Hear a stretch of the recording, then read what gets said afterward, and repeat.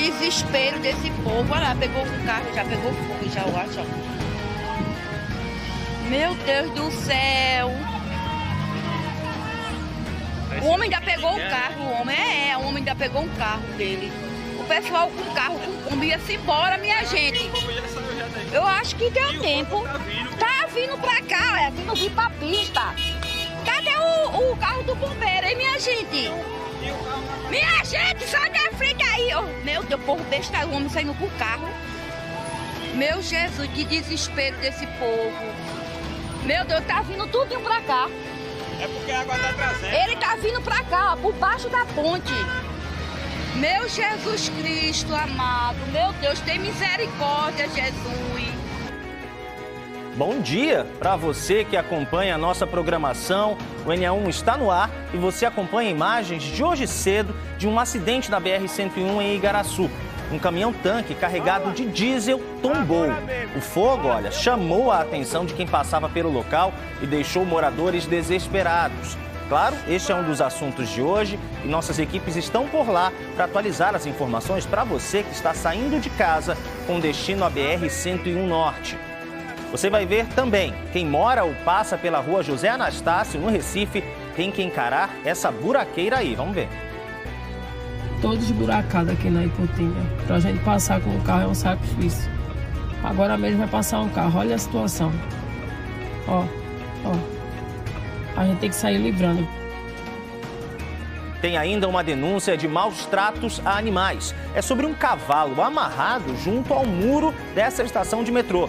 Quem fez a denúncia disse que ele está há dias nessa situação, exposto ao sol e à chuva e também sem comida. Outro assunto de hoje é importunação sexual. Em Pernambuco, foram registrados 1.044 casos desse crime no ano passado.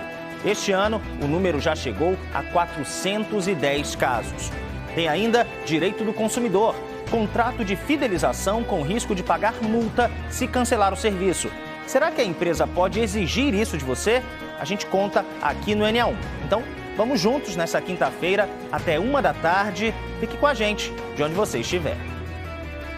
Agora são 11h50. O Globocop sobrevoa a BR-101 em Igaraçu. Imagens ao vivo para você. Esse aí é o quilômetro 43 da rodovia, sentido João Pessoa, nessa pista aí central que você está vendo na imagem. Ela é exclusiva para ônibus, mas neste momento ela está liberada para os carros, para os caminhões também, porque a pista principal ainda está fechada, porque o caminhão-tanque continua aí, como você vê na imagem ao vivo do Globocop.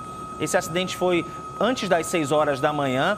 O caminhão-tanque cheio de óleo diesel tombou nesse trecho aí, quilômetro 43, reforço, já em Igaraçu, e interditou o trânsito. O fogo chamou muita atenção das pessoas. A gente recebeu vários vídeos dessas chamas que foram altas, a fumaça também chamou muita atenção. E agora quem está lá e vai conversar com a gente, vai mostrar como é que está a situação agora, é Lilian Oliveira, para dizer se a situação agora está mais tranquila. Pelo que a gente vê do Globocop, Lilian, está mais tranquilo, né? O fogo já foi controlado há bastante tempo, mas o caminhão ainda está atrás de você, ainda está trazendo muitos problemas, muitos transtornos, né? Bom dia, bem-vinda. Pois é, Gustavo, bom dia para você e para todo mundo que está assistindo. A gente está aqui nesse ponto ainda, né, porque a pista principal que leva os motoristas para João Pessoa continua interditada, né? Ela precisou ser interditada porque o fogo estava atingindo ali o canteiro central. Essa pista do meio, que é a pista exclusiva para ônibus, só foi liberada a partir das 9 horas da manhã. Antes disso, uma fila quilométrica se formou aqui nessa pista principal que vai para João Pessoa, né? Então vocês estão vendo aí o caminhão-tanque que tombou logo cedo aqui em Igaraçu, no quilômetro 43, aqui no bairro de Saramandaia. E aí esse caminhão, quando ele tombou, ele transportava diesel, né? Um combustível inflamável. E aí começou a pegar fogo. Aí a gente vê que os postes foram atingidos, né? Os fios, a Neoenergia precisou desligar a rede aqui de energia elétrica por conta do risco. A gente vê aqui na pista que está bastante preto, né, por conta do fogo. As equipes do DENIT fizeram a limpeza aqui, mas por enquanto o caminhão não pode ser retirado. A gente recebeu vários vídeos aí de manhã das pessoas mostrando o caminhão, né, o estado que ele estava, assim, pegando muito, as chamas foram muito altas, assim, o fogo foi realmente assustador. E esse fogo, ele também atingiu uma comunidade aqui perto, né? Porque lá para baixo, aqui no outro sentido, aqui, a gente tem uma galeria e, de acordo com a Defesa Civil, o fogo entrou por essa galeria e foi se alastrando por um canal até atingir as casas que ficam na beira desse canal. A gente tem também aí vídeos das pessoas que moram na comunidade, né, que gravaram totalmente assustadas com isso. As chamas foram realmente muito altas, uma fumaça preta, dava para ver de longe. Então a gente tem essas imagens aí para vocês verem também agora. Vamos ouvir. Tá descendo tudo aqui no canal, o fogo. Deus é pai, meu velho. Meu Deus do céu, aí. Ah, filho do céu, pai, que inferno. Pai, velho, nem da favela, meu irmão. Caramba, velho. Queimando tudo, caminhão de gasolina lá na pista. Derramou a água, explodiu e veio para as casas aqui. Meu irmão, que coisa triste. Meu Deus do céu, velho. Que loucura, doido.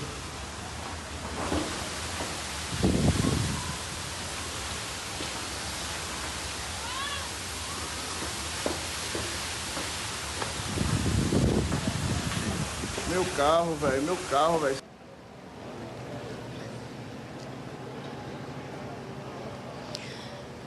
E aí por aqui nós tivemos a atuação de vários órgãos, né? A Polícia Rodoviária Federal, o Corpo de Bombeiros, CPRH, que chegou também para fazer a avaliação desse dano ambiental. A gente mostra para vocês agora imagens aí do Globocop.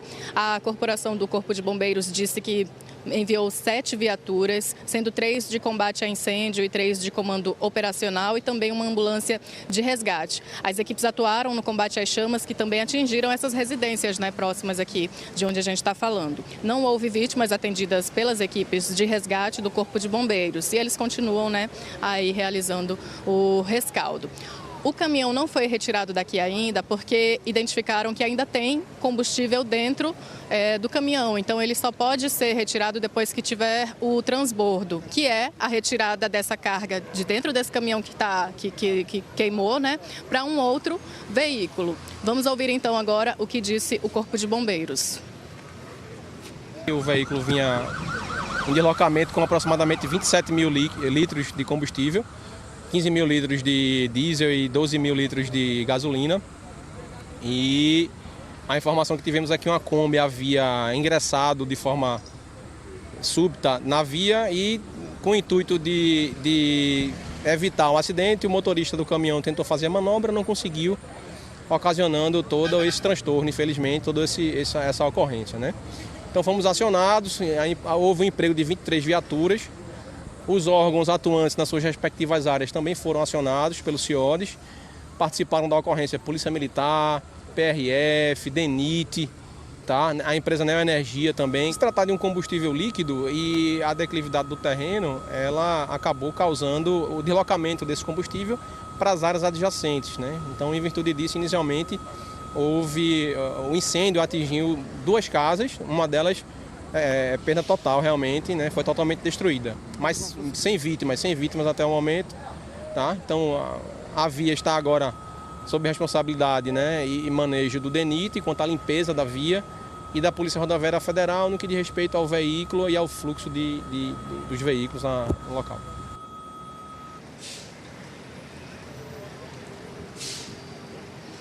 Olha, a gente ainda não tem informações oficiais sobre o que causou esse acidente, mas conversando aqui com as pessoas que estavam no local, né, a gente ouviu que uma Kombi fez um retorno ali na frente e aí para o caminhão não bater, né, não acontecer esse acidente, o motorista veio perdendo o controle. Quando chegou nessa altura ele tombou e aí as chamas começaram, né? Ele saiu do veículo, foi retirado, não teve ferimentos graves, ele teve um ferimento no dedo, no cotovelo, estava assim bastante assustado, né, com a situação, mas ninguém se feriu gravemente. Então a gente continua acompanhando por aqui, lembrando que o caminhão só pode ser retirado depois que essa carga for transferida, né? Porque ainda tem combustível dentro, de acordo com a PRF. A gente tem ali um guincho que já está aqui para fazer a remoção. Atrás dele tem também um outro caminhão-tanque que imagino que esteja aqui para que essa transferência seja feita, né? Então, daqui a pouco a gente volta com mais informações aqui desse acidente, Gustavo. Muito obrigado pelas primeiras informações, Lilian Oliveira. Agora você percebe que começou a chover muito forte aí em Igaraçu, nessa altura da BR-101. Daqui a pouco a gente traz mais detalhes, ainda tem combustível aí dentro desse caminhão-tanque. Então, essa retirada ainda deve demorar e, claro, a gente vai acompanhar ao longo de toda essa edição do NA1.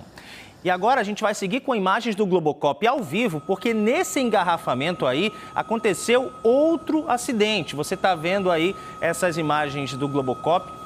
Esse outro caminhão-tanque também saiu da pista, está atravessado no canteiro central. A gente ainda não sabe o que de fato aconteceu, mas quem está indo nesse sentido precisa ficar ligado. Não está fácil para os motoristas que precisam pegar a BR-101 Norte, né? Esse acidente aí em outro trecho do engarrafamento que foi provocado pelo primeiro acidente que a gente mostrou, do caminhão-tanque pegando fogo hoje cedo. A gente consegue perceber aí que o caminhão-tanque esse está atravessado no canteiro central. 2 ambulâncias já foram chamadas para fazer o atendimento. A gente segue apurando, daqui a pouco traz mais informações sobre esse outro incidente aí, esse outro caminhão-tanque que está atravessado no canteiro central da BR-101, sentido João Pessoa, sentido Mata Norte também. Bora continuar falando de trânsito, agora com a ajuda do nosso drone. A gente acompanha imagens ao vivo aqui do bairro de Ouro Preto.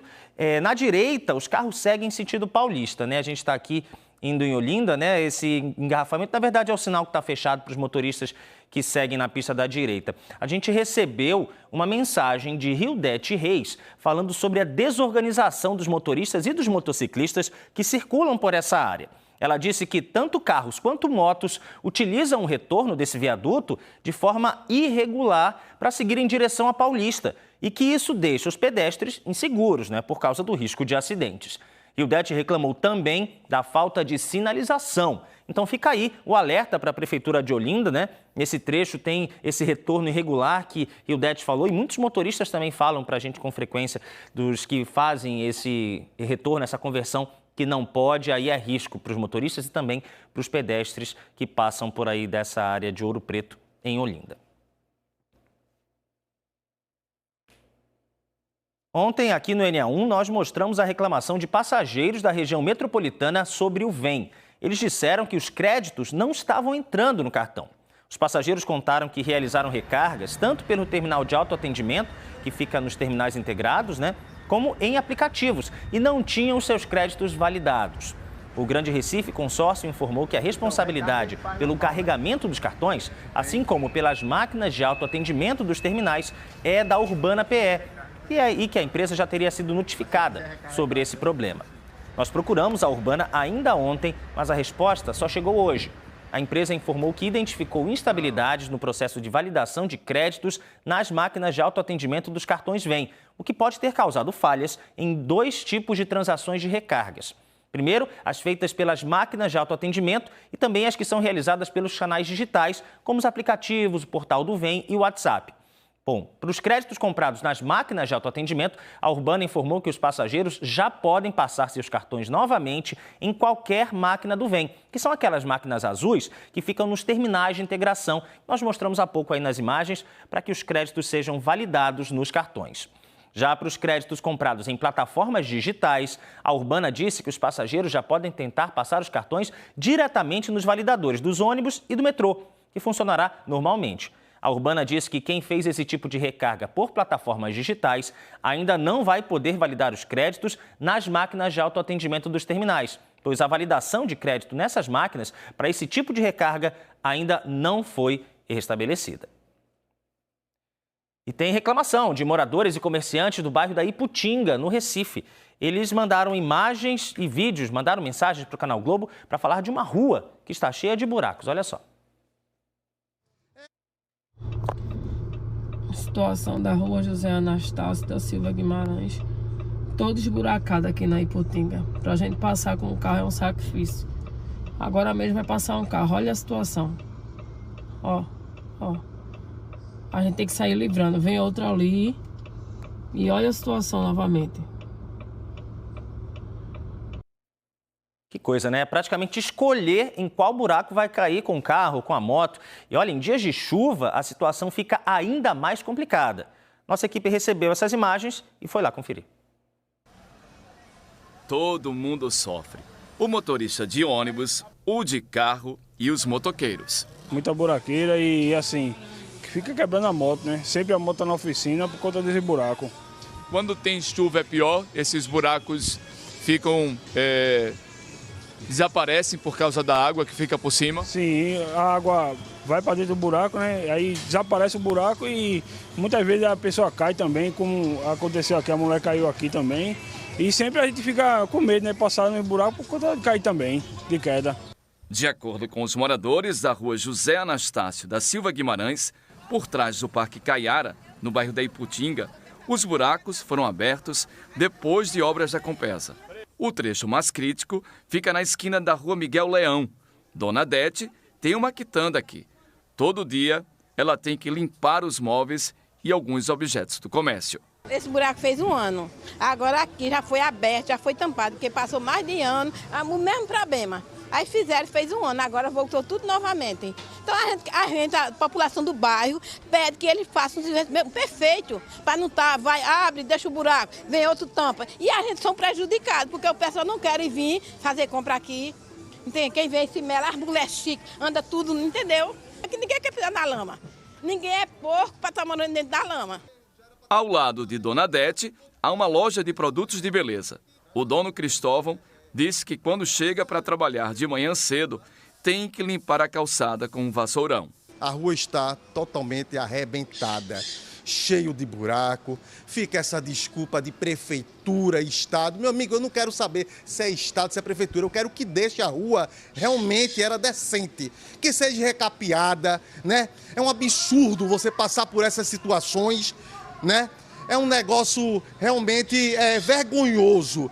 Se paga imposto caríssimo, né? Olha, é revoltante você passar por isso. Eu vi que o senhor estava limpando agora, né, a calçada por causa da lama e da poeira. Estava limpando, né? Ontem fizeram um buraco aí, né? Eu quero ver quando é que vai ser tampado esse buraco. Dona Edith mora há mais de 40 anos aqui. Ela pediu para a gente mostrar também as calçadas. Olha esta que fica na esquina da rua Miguel Leão. Dona Edith disse que no ano passado uma idosa se acidentou, caiu no buraco. Ela estava fazendo compra aí quando saiu, aí bateram ali nela, ela caiu dentro do buraco. E se acidentou? Se acidentou, quebrou a perna dela. E mesmo assim não resolveram o problema? Não resolveram nada. Seu Francisco tem problemas de saúde e caminha com a ajuda de uma muleta. Tem que andar com cuidado, né? Primeiramente o cara bota o pensamento para Deus e depois as autoridades fazem muito pouco. Quando chega no dia da eleição, eles só fazem promessa. Neste outro trecho da rua, encontramos uma cadeira por cima de um buraco.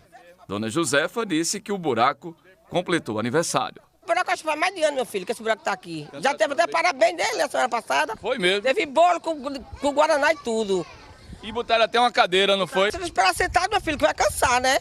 Mas você aguenta esperar sentado, porque em pé eu não aguento mais.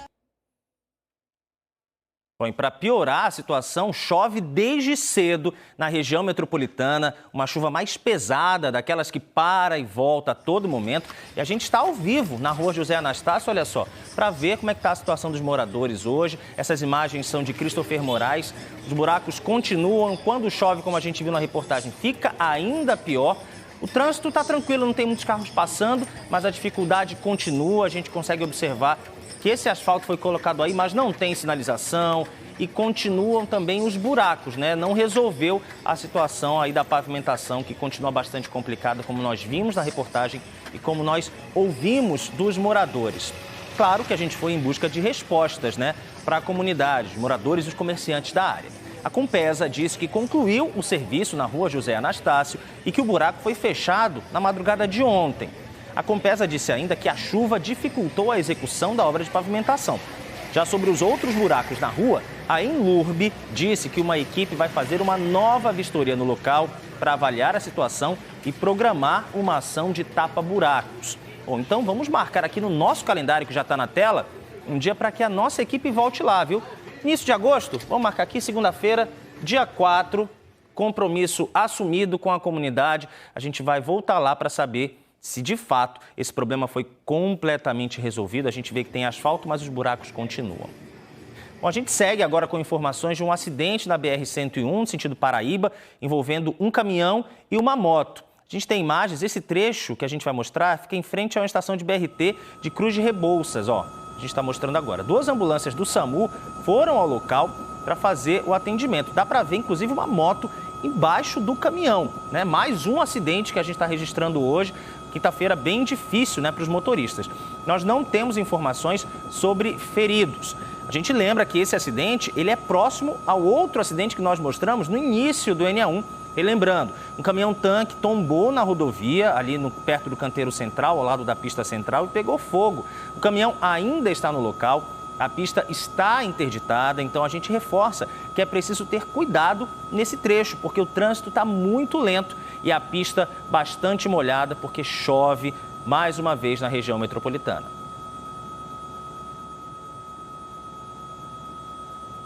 A gente vai para o intervalo. Já tem oportunidade no mercado de trabalho aqui no NA1. Já pensou em ser pizzaiolo? Tem curso de graça para quem quer trabalhar na área. Você vai ver também opções de diversão para as crianças e adolescentes no bairro de Afogados. E a gente vai atualizar a situação da BR-101. O tráfego está intenso para quem vai sentido norte. O caminhão-tanque que pegou fogo segue no meio da pista, sentido João Pessoa. Ele está aí com imagens ao vivo. Agora 12:09. O NA1 volta já.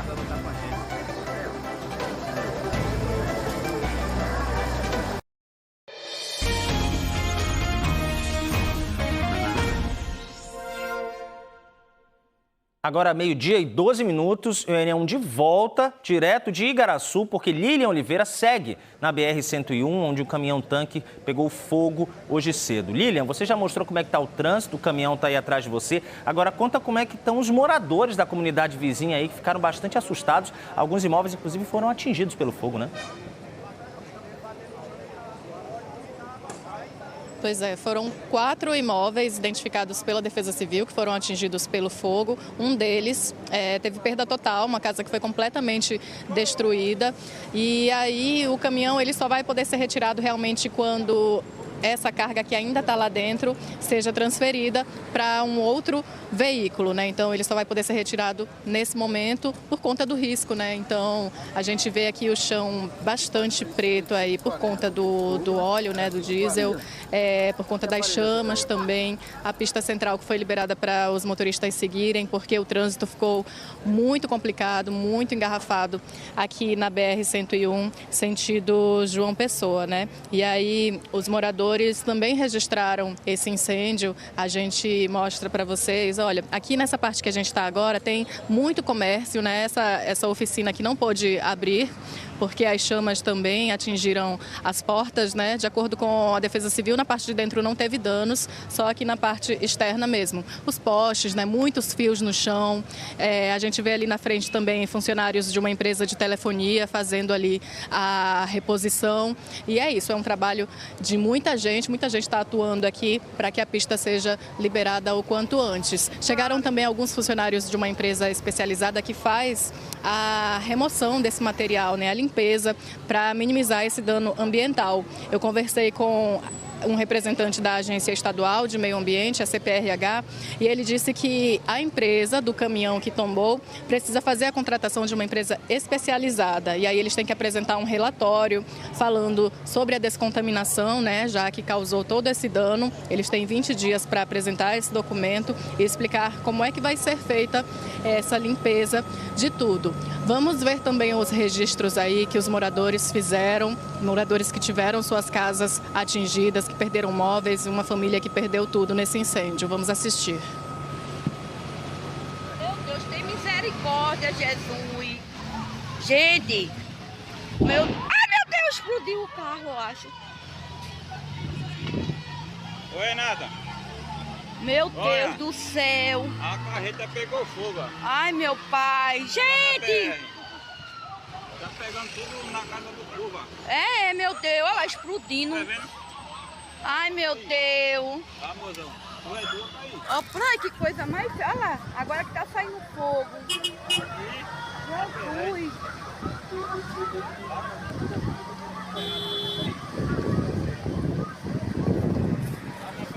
A mulher tá querendo ir lá e pegar uma pessoa. Ela desesperada. Oh, meu Deus, tem alguma pessoa dela. E o fogo vai chegar aqui, ó. Vai chegar, meu filho, vai chegar. Ele tá vindo, olha lá, tá no meio aqui, ó. Tava lá embaixo. Olha lá. Meu Jesus, Jesus.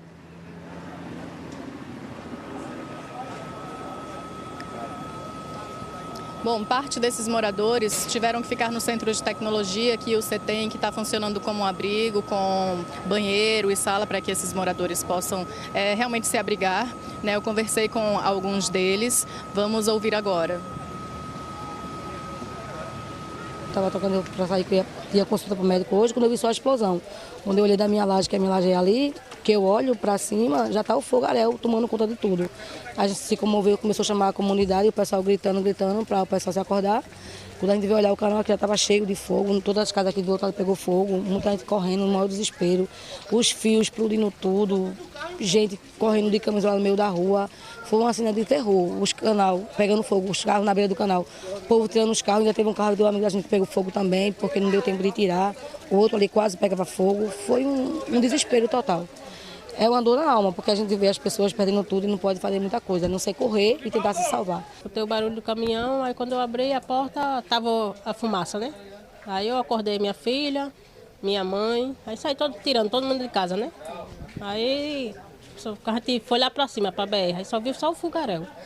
O fogo atingiu bastante aqui sua casa, né? Atingiu, foi queimando a geladeira, a mesa, queimou acho que o telhado. Qual foi a orientação que vocês tiveram da Defesa Civil? Para sair de casa, né? Para não ficar inalando a fumaça.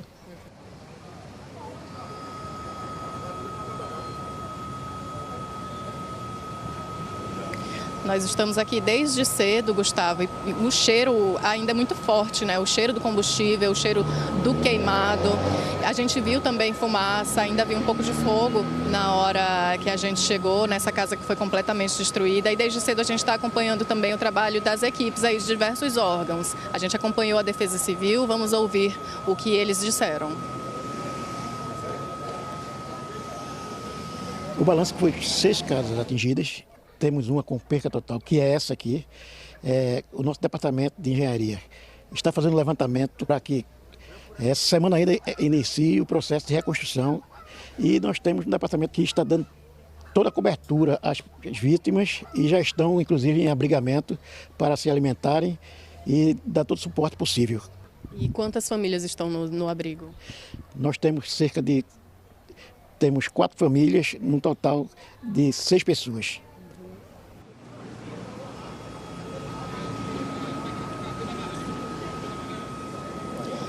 Bom, o caminhão tombou cedo, né? O Corpo de Bombeiros disse que foi acionado às 6h10 da manhã. E aí esse caminhão que vinha sentido João Pessoa, por conta desse incêndio, a pista precisou ser interditada. Por enquanto, os veículos seguem pela pista central, que era aquela pista exclusiva para ônibus, mas que agora foi liberada para todo mundo, né? Essas chamas se espalharam pelo canteiro central, também atingiram comunidades próximas aqui, né? Essas casas que a gente mostrou agora.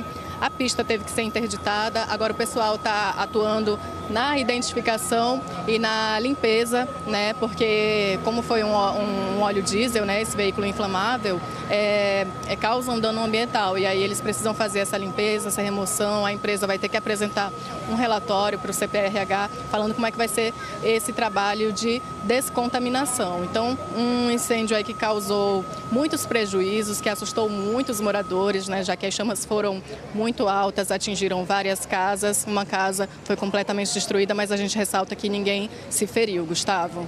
Essa é a informação mais importante, né, Lilian? Que bom que pelo menos ninguém se machucou, porque foi um dano muito grande. As imagens são assustadoras, né? Pelo que a gente acompanhou desde cedo, pelos vídeos enviados pelos próprios moradores, por quem passava de ônibus aí pela 101. Então, a gente agora aguarda e vai acompanhar os desdobramentos, né?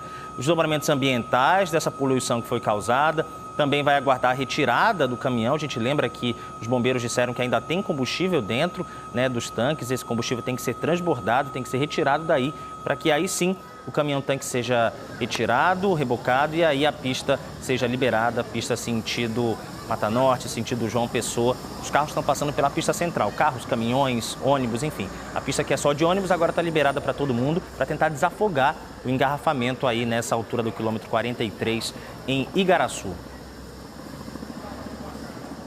A gente segue agora falando de trânsito, só que na PE 15, em Olinda. Ezequiel Quirino subiu o drone para a gente ver como está a movimentação, ó, nas proximidades do 7º Grupo de Artilharia e Campanha Regimento Olinda, que é conhecido como 7º RO. A gente vê que nos dois sentidos, tanto para quem segue, né, para a região metropolitana, para os outros municípios na direita, quanto para os motoristas que vêm na pista da esquerda no sentido capital, não tem nenhum engarrafamento. O sinal está fechado agora, está todo mundo passando, não tem nenhum engarrafamento, não tem congestionamento, está tranquilo por aí.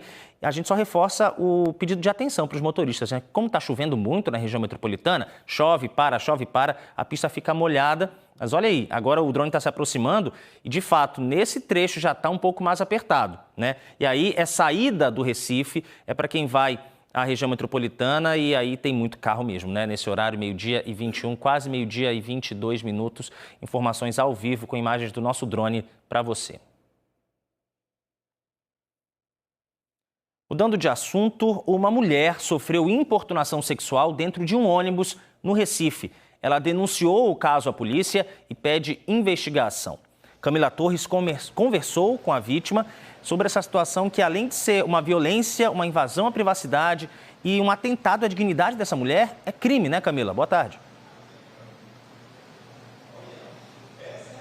Sim, Gustavo. Boa tarde para você, boa tarde para quem está aqui com a gente no Enem1. A gente está falando de um crime, tá? E um crime que pode ser muito mais comum do que as pessoas imaginam. Essa vítima, ela estava dentro de um ônibus no horário em que o transporte público costuma estar lotado e as pessoas estão realmente no aperto. O que ela passou, muitas outras mulheres podem ter passado hoje de manhã, por exemplo, no horário em que o ônibus fica mais cheio, ou até em outros momentos, em outros lugares também. Sim, as mulheres relatam que o transporte público é um lugar em que elas se sentem vulneráveis. E nesse momento, difícil imaginar qual vai ser a sua reação. Se você vai ter a reação de pedir ajuda, se você vai se sentir intimidada, e não cabe aqui o julgamento, porque não é culpa dessa mulher ter acontecido o que aconteceu com ela. Culpa tem quem provocou esse crime, quem praticou este crime. E é importante que a gente tenha esse tipo de análise. Hoje de manhã eu estive com a vítima deste caso, ela que é cantora e é também psicóloga. Conhece as próprias emoções, mas que naquele momento se sentiu vulnerável e se sentiu confusa também. Vamos ver. Era para ser um dia comum. Caluana ia para o trabalho de ônibus. No começo da viagem, corredor cheio. Tinha espaço para mais ninguém. Ela estava sentada naquelas cadeiras mais altas e um homem estava de pé, ao lado dela.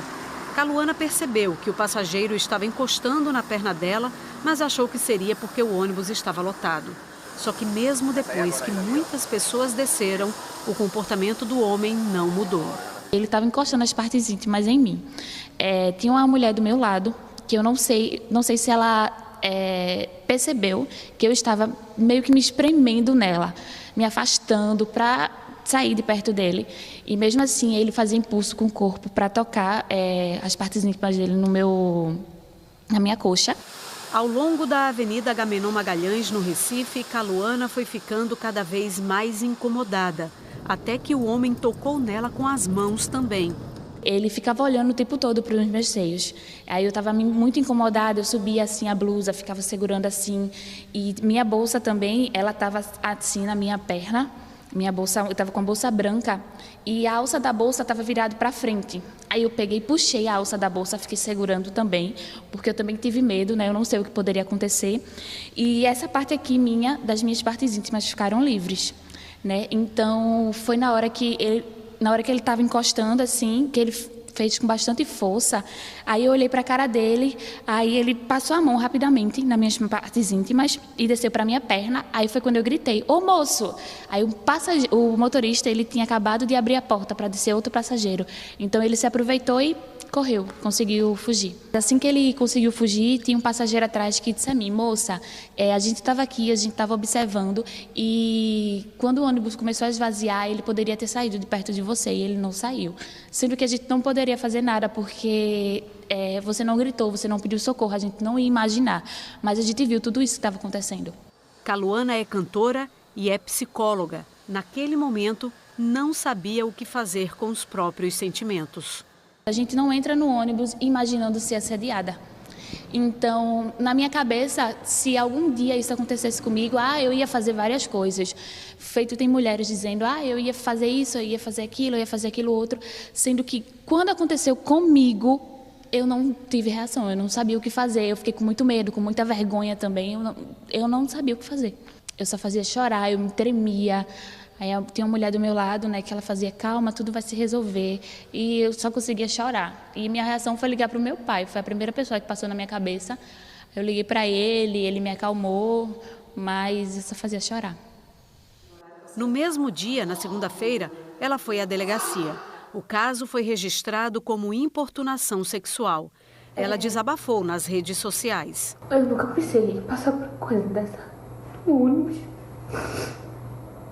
Caluana ainda precisou voltar à delegacia nesta semana. Depois que ela passou a divulgar o que aconteceu, ela começou a ser ameaçada também. As mensagens chegaram pelas redes sociais. Caluana não conhece a pessoa. Eu não gravei vídeo, eu não tenho foto dele, eu não sei nem o nome dele. E ela disse ser prima dele e está me ameaçando. E você também não sabe quem é essa pessoa? Não sei. Eu nunca vi ele na vida e muito menos ela, não sei. Você está assustada? Muito, muito. Eu estou sem trabalhar por causa disso, porque eu dependo de ônibus e eu não consigo sair de casa, porque eu não conheço ela provavelmente me conhece, né? E eu posso ser atacada a qualquer momento. 2 boletins de ocorrência nas mãos e uma força enorme. Caluana contou que foi abusada na infância quando não conseguia falar sobre o assunto.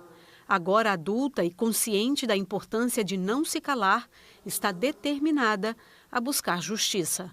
Tudo isso que eu passei, eu não desejo para mulher nenhuma. Eu tenho certeza que eu não fui a única, mas o que eu puder fazer para ele ser punido e para eu ser a última, eu vou fazer. Você viu aí o relato de Caluana, uma denúncia difícil, eu imagino, e muito necessária. É a partir dela que os crimes são investigados. Para você ter uma ideia, de janeiro a junho deste ano, a Secretaria de Defesa Social registrou 410 casos de importunação sexual em Pernambuco. No ano passado todo, foram 1.044 casos. Esse termo ainda gera muitas dúvidas e acaba sendo confundido com o assédio sexual e com o estupro. É por isso que nós vamos voltar a falar com Camila Torres, que está ao lado de uma delegada, para explicar cada um desses crimes para a gente. Camila. Sim, hoje a gente vai entender bem a diferença entre eles, Gustavo. Mas antes, eu queria já informar que, com relação ao que aconteceu com Caluana, a Polícia Civil informou que está apurando as duas situações, tá? Tanto o que aconteceu dentro do ônibus, quanto as ameaças pelas redes sociais. A gente também fez contato com o Conorte, que é o consórcio de empresas que são responsáveis pelo transporte público. O Conorte informou que já entregou para a polícia as imagens das câmeras instaladas dentro do ônibus. A gente vai acompanhar este caso, claro, e informa aqui no NE1. Deixa eu conversar com Bruna Falcão, ela que é gestora do Departamento de Polícia da Mulher. Doutora Bruna, vamos começar explicando, então, exatamente o que é a importunação sexual, que teve 1.400 casos, né, registrados no ano passado aqui em Pernambuco. O que caracteriza exatamente, como foi caracterizado esse crime com Caluana? Boa tarde. tarde. Boa tarde a quem nos assiste. A importunação sexual é uma prática criminosa de atos libidinosos diversos com outra pessoa sem o consentimento dela. A ideia é que essa pessoa pratica um ato libidinoso para satisfazer a sua lascívia ou de terceira pessoa, mas aquela pessoa com quem se pratica o ato não consentiu, não deu permissão para que aquele ato fosse praticado. Mas é importante dizer que a importunação é crime, né? Tem pena prevista. Sim, importunação sexual é crime com pena prevista de reclusão de 1 a 5 anos. Eu falei 1.400 casos, perdão, pessoal, 1.044 casos no ano passado. Vamos diferenciar a importunação sexual do assédio sexual, que termina que é um termo talvez até mais usado pelas pessoas, como se tudo coubesse dentro do assédio sexual. E para a polícia e para a justiça, não, né? Na verdade, assédio é um termo que se popularizou e é bom que se popularize para que as pessoas entendam que qualquer prática sexual precisa do consentimento, né, das duas pessoas envolvidas ou, enfim, de mais pessoas. E aí, na verdade, para a justiça, para a polícia, o crime de assédio sexual é um crime específico, que precisa de um elemento especial, que é a superioridade da pessoa que pratica os atos, né, que pratica não necessariamente atos físicos, mas até um constrangimento, convites insistentes para sair, mostra um vídeo erótico, enfim. E entre essa pessoa que pratica o ato e a vítima, existe uma relação de superioridade. O agressor é superior dela pelo trabalho, superior numa escola, numa universidade, é um professor universitário que constrange a sua aluna dizendo que se ela sair com ele, ele pode melhorar a nota dela, por exemplo. Então, essa relação de superioridade ela é necessária para a configuração do crime de assédio sexual, que é diferente da importunação sexual. Tem tantos crimes envolvendo o comportamento sexual, né, doutora Bruna? E tem o estupro ainda. Sim. O estupro, na verdade, ele se diferencia da importunação sexual, que é o que a gente chama crime residual. A importunação, ela vem para abraçar aquelas condutas que não se encaixaram em outras mais graves. Então, o estupro de vulnerável são crimes mais graves que demandam outros elementos para a consumação. Então, se aquele agressor praticou o ato libidinoso sob ameaça, mostrou uma arma de fogo, ou então com violência física, isso não é mais importunação sexual, isso é estupro. Se aquela vítima não tinha condições de oferecer resistência ao ato libidinoso, seja pela pouca idade, menor de 14, ou por enfermidade mental, ou porque estava em coma, anestesiada, embriagada, aí a gente pode configurar o crime de estupro de vulnerável. Doutora Bruna, muito obrigada. No ano passado, pessoal, 1.060 casos de estupro aqui em Pernambuco. Importante falar, importante denunciar. Tem vários números aí na tela, ó, o 180, o 0800 281 8187, Polícia Militar também 190. E importante dizer, Gustavo, que todos eles são crimes. Com você aí no estúdio. Muito obrigado, Camila. Obrigado à delegada também, reforçando, é crime e é importante denunciar. E você não precisa ser a vítima. Se você vê um comportamento violento contra uma mulher, denuncie também 181, 190. A denúncia é fundamental para que tentem diminuir esses crimes, o número que é muito grande ainda. Obrigado mais uma vez, Camila. Bom, pelo Canal Globo, nós recebemos uma denúncia de maus tratos a animais aqui no Recife. O vídeo mostra um cavalo, olha, amarrado junto ao muro de uma estação de metrô, no final da rua Luiz Figueiroa, no bairro da Mangueira. A pessoa que enviou o vídeo pediu para não ser identificada, mas contou que o animal está há dias abandonado ao lado do muro, sem ser alimentado diariamente e exposto ao sol e à chuva. Informou também que há um tratador que aparece no local de vez em quando, mas não recolhe o cavalo. Nós entramos em contato com a Polícia Militar para saber o que pode ser feito. A PM disse que atua como apoio às ações da Prefeitura, que tem um setor específico para tratar de casos relacionados ao bem-estar animal. Nós procuramos então a Prefeitura do Recife, que informou agora há pouco que uma equipe esteve no local no fim da manhã e recolheu o cavalo.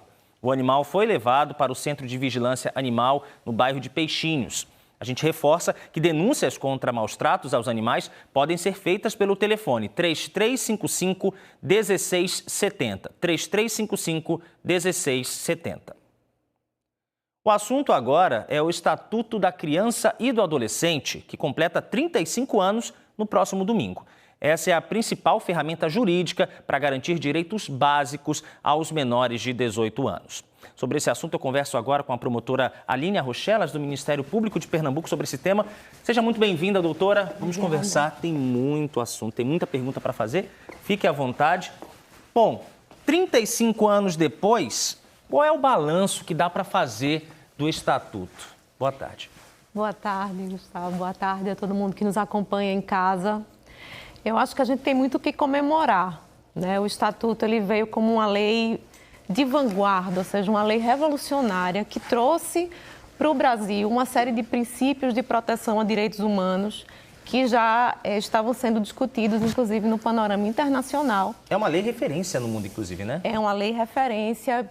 Estudiosos do mundo todo usam o ECA como uma referência, a gente chama carinhosamente de ECA, né, o Estatuto da Criança e do Adolescente, para discutir a proteção infanto-juvenil. E como eu estava falando, eu acho que a gente vem, são 35 anos, né, já é uma idade que eu costumo dizer que é a idade da maturidade, mas que traz, também traz novos desafios, né? A gente comemora o muito que a gente caminhou e a gente já olha para o futuro pensando quanto a gente ainda tem que avançar. Que desafios são esses? As crianças e os adolescentes lá do ano de 1990, elas precisavam mais do Estatuto do que as crianças de hoje? O que mudou de lá para cá, atualizando, né, junto com a sociedade? Eu acho que mudou tudo. As crianças e os adolescentes lá em 1990 não tinham direitos subjetivos, né? A gente fala assim, são direitos da pessoa de ter acesso a políticas básicas, como educação, como habitação, como saúde. E hoje a gente ainda tem esse desafio de implementação desses direitos. A gente sabe que a gente vive num país com uma enorme desigualdade social. Isso nos traz uma série de desafios. Como você trouxe, a criança e o adolescente hoje, ele já se depara com outros, né, com outro ambiente, se depara com um mundo que vive uma crise climática, se depara com um ambiente digital novo ainda e que a gente ainda não conseguiu encontrar um jeito de proteger, né? Essas crianças estão expostas no ambiente digital. Então, o ECA, como todas as leis, né, ele está se desenvolvendo, não é uma peça pronta e acabada. Ontem eu escutava que o ECA está escrito, ele não está terminado, né, ele continua. Então, essa escrita que vai acompanhando o tempo, né, já são 35 anos, ela mudou bastante, né, nessas 3 décadas e meia. Vários temas foram incluídos, foram alterados, alguns retirados. O que ainda precisa ser aprimorado no texto do Estatuto, né, para a gente poder, aí sim, falar de aplicação? As discussões sobre o texto do Estatuto, elas são muito amplas, né? E, atualmente, no ambiente político, o ECA é objeto de uma série de projetos de lei, né? Também sofre ataques no sentido de que muitos desses projetos buscam retirar direitos que o ECA prevê e que o ECA resguarda. Tem a questão da maioridade penal, que é muito discutida também e que invadiria, né, o escopo aí dos protegidos pelo Estatuto. Exatamente. E o ECA, ele abraçou esse, que eu chamo de um projeto civilizatório, né? Foi um pacto de cidadania que foi feito ali em 1990, na esteira da Constituição de 88, e que busca justamente resguardar os direitos de crianças e adolescentes. Por quê? Porque eles são especialmente vulneráveis. Eles são pessoas que estão em desenvolvimento e aí merecem, né, têm direito pelo Estado, pela família, pela sociedade, de ter toda a proteção. Agora, promotora, qual é o papel do Ministério Público? Aí já trazendo para o seu ambiente de atuação, como o Ministério Público acompanha, né, esses casos de execução, de fato, do Estatuto? Quais são os caminhos, né, que as pessoas podem entrar em contato por eles e ter acesso a esse apoio dado pelo MP? O ECA deu ao Ministério Público muitas funções estratégicas e a gente atua para defender os direitos de crianças e adolescentes, tanto nos casos individuais, ou seja, aquela violação pontual de direito, como nos casos de políticas públicas, né? A gente acompanha a implementação pelo poder público dos direitos e das garantias de crianças e adolescentes. O Ministério Público pode ser sempre procurado, sempre que houver alguma suspeita ou que houver o conhecimento de alguma violação de desrespeito aos direitos de crianças e adolescentes, através da nossa ouvidoria, o número é 127. Através do site do Ministério Público é possível, inclusive, Gustavo, fazer uma denúncia anônima no site do Ministério Público de Pernambuco, que é o mppe.mp.br. E qualquer promotoria de justiça no estado de Pernambuco também pode receber essas denúncias e atuar nos casos concretos. Muito obrigado pela entrevista, muito importante para várias pessoas, para vários pais, mães, professores também. E vida longa ao Estatuto da Criança e do Adolescente. Vida longa, obrigada. Nada, boa tarde para você. Boa tarde. Bom, agora vamos falar de direito do consumidor. A gente vai ver a mensagem que o Demétrio Borges mandou para o nosso canal Globo, vai aparecer já já. Eu já estou com o texto aqui na tela, a mensagem é a seguinte. A regra que as operadoras fazem de obrigar a fidelização no plano do celular é regida por lei? Tem uma forma de encerrar antes? Bom, então, para responder essa e outras perguntas, nós convidamos uma advogada especialista no assunto. Ela está com Daniele Fonseca, as duas já estão aqui na tela. Dani, boa tarde para você. Oi, Gustavo, boa tarde para você, para quem está nos acompanhando. A advogada que a gente convidou para responder aí a dúvida de Demétrio foi Carla Trajano e que vai esclarecer também outras dúvidas, né, de quem está nos assistindo. Então, Carla, existe uma lei que define essa fidelização, principalmente em relação aos planos de telefonia móvel? Boa tarde, seja bem-vinda.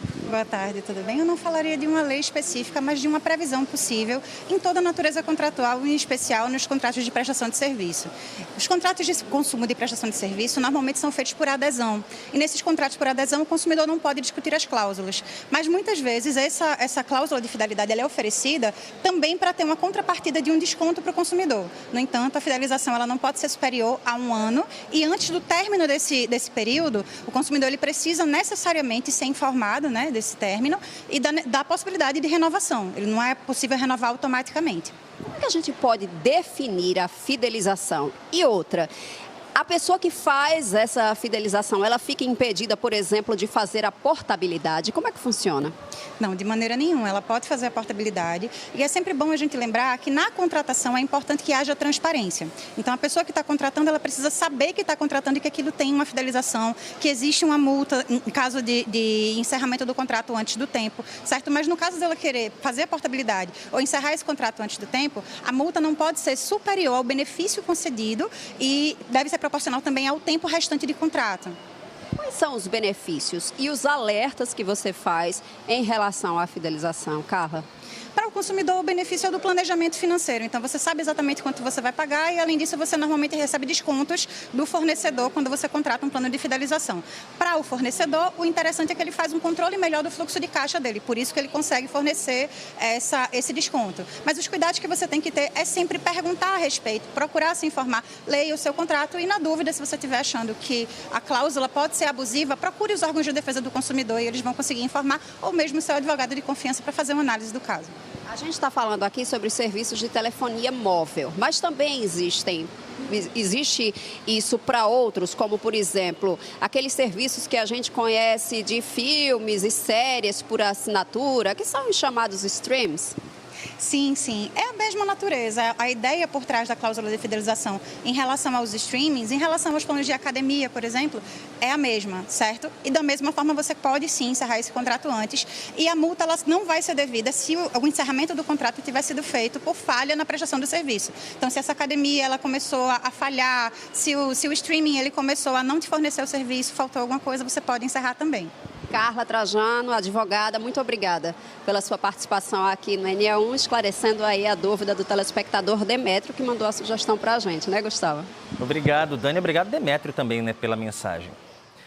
A seguir tem dica de diversão para aproveitar com as crianças nessas férias. E hoje é o dia dela, da pizza, essa delícia que é o prato preferido de muita gente. O NE1 fala como trabalhar ou empreender nessa área. Não sai daí, a gente volta já, 12h43.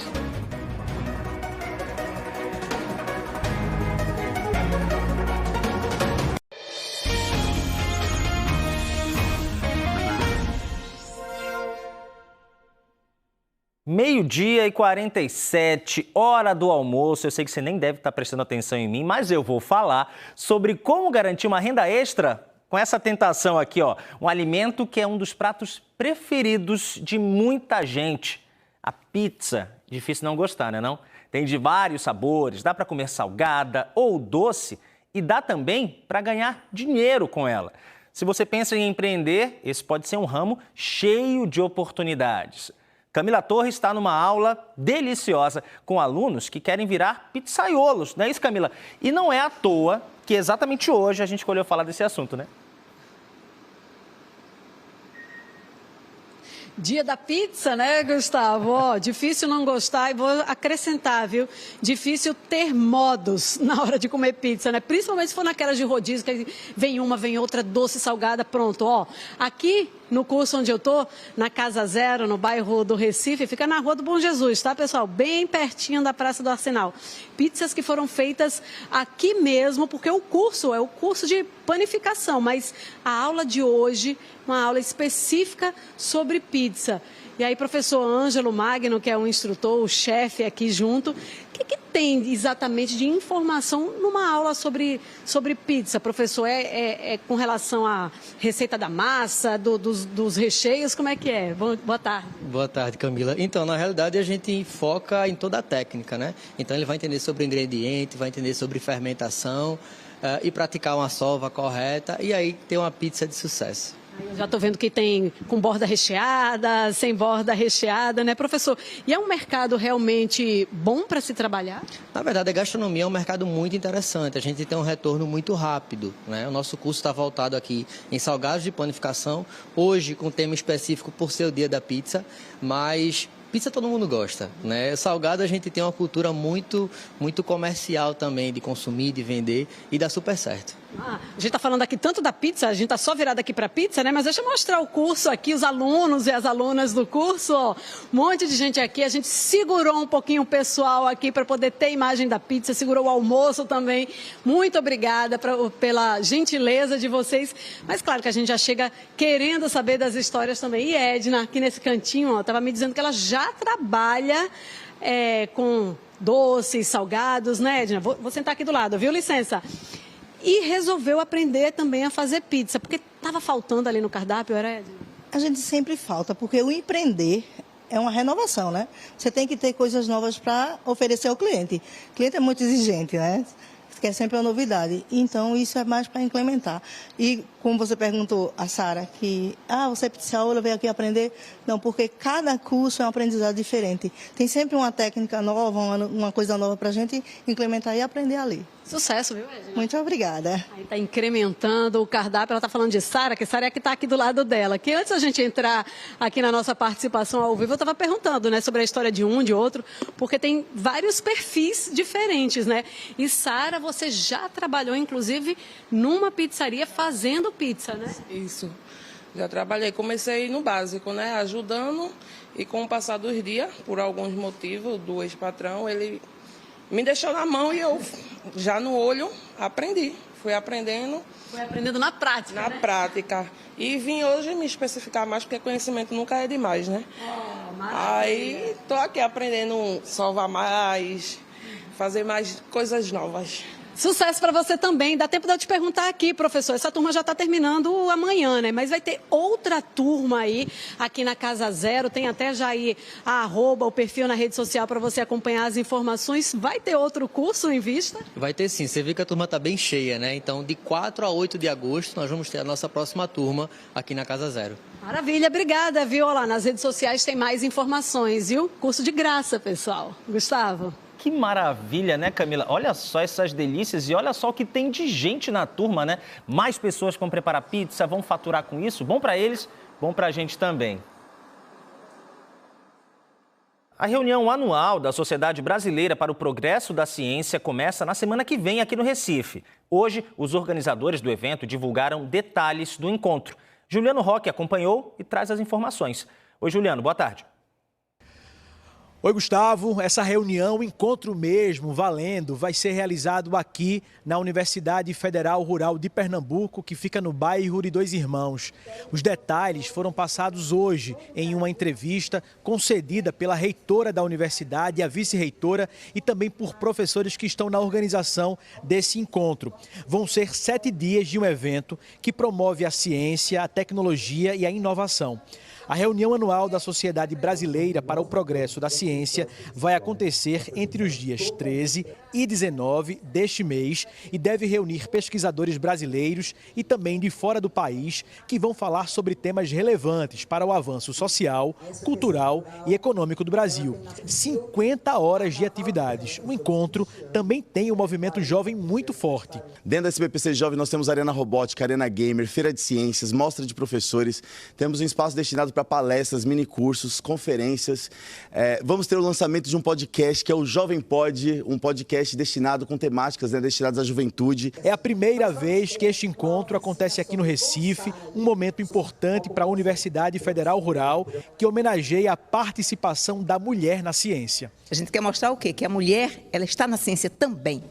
Ela está nos espaços de liderança, ela está contribuindo determinantemente para o desenvolvimento das pessoas, para a ciência, para as tecnologias. Para a gente é uma alegria, uma honra muito grande estar disponibilizando nosso espaço para que a comunidade, a sociedade de Recife, a sociedade pernambucana venha nos visitar nesse momento de engrandecimento, de conhecimento e, logicamente, desenvolvimento das pessoas. Procurando atividades para a criançada que está de férias? Tem dica, tá? Na zona oeste do Recife, um shopping tem programação para gastar a energia dos meninos e meninas durante todo o mês de julho. Tem contação de histórias, aula de patins, oficinas criativas e atividades com jogos eletrônicos. Olha quem já está lá brincando. Daniele Fonseca, vale para adulto também? Você já está aí com suas novas amigas, seus novos amiguinhos? Já fiz amizade, ó, desde a hora que cheguei. Então, gente, estou aqui com esse grupinho, né, essa turminha, todo mundo de férias. Mariana, o que é que você está fazendo aí, Mariana? Eu estou fazendo gesso. Tem vários tipos de gesso para fazer. E eu vou fazer um milkshake de gesso. Levanta aí a forminha pra gente ver. Olha aí, tá certo. Luísa, e você? Depois que fizer o gesso, vai pintar ele com qual cor? Esse aqui. Já tá aí o material dela também. Suzana, é a recreadora, tá aí comandando o pessoal. Thales, e no seu caso, já tinha mexido com gesso alguma vez? Nunca, não. E como tá sendo essa experiência? Tá sendo muito legal. Joia, muito obrigada. Vou aproveitar e conversar um pouquinho aqui com a avó, né? Tem as mães aqui das crianças e também uma avó. O que é que tá fazendo para preencher o tempo da meninada? Tô fazendo o máximo, né, Dani? Tô aproveitando dia de chuva mesmo para tirar ele de celular e trazer eles aqui sempre para essa festividade que o shopping oferece. Dona Helena, muito obrigada. Agora mais uma palavrinha aqui com Valentina. Olha ela aí pintando morango. Você gosta de morango? Gosto. E quem foi que te ensinou essa técnica? Essa técnica... A tia, a recreadora. É verdade. Joia. Giovana, combinei que você ia ficar sentada, mas te dou um apoio aqui para você se levantar para falar comigo. Então, o que inclui aqui essas oficinas, né, para garotada de férias? Boa tarde. Boa tarde, a gente tem várias oficinas, uma delas é o gesso mágico, onde a gente ensina do pó à pintura, temos da pinturinha, temos de origami, temos de tricotinho, massinha de modelar e muito mais. E como é que a pessoa faz para participar? Deixa a criança aqui, precisa da presença de um responsável? É ideal que os pais estejam quando as crianças tenham no mínimo 4 anos, mas acima disso a gente conduz direitinho e eles podem passear no shopping e ficar aqui com a gente, as crianças. A importância disso para tirar a garotada de tela, né, de celular, de tablet. Além disso, a gente ainda treina as coordenações da criança, coordenação manual, fina, concentração, entre outras habilidades. E me fala uma coisa, vai até quando? Porque as férias estão praticamente no começo. A gente vai até o último dia de julho aqui.